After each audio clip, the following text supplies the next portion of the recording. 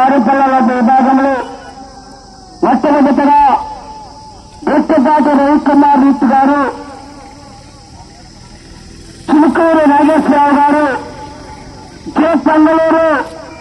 చేతంగలూరు మండల ప్రకాశం జిల్లా వద్ద రెడీగా రావాల్సిందిగా విజ్ఞప్తి చేస్తున్నా.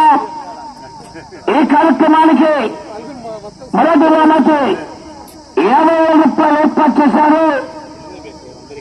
కర్ణాటి రామిరెడ్డి గారు, వేములపల్లి గ్రామ రాష్ట్రాలు 30,000 గారు, 5,000 10,000 ఎన్నాం రఘురామిరెడ్డి గారు, వేములపల్లి గ్రామ రాష్ట్రాలు 6,5,000 రూపాయలు నల్లగొండ భాస్కర్ రెడ్డి గారు,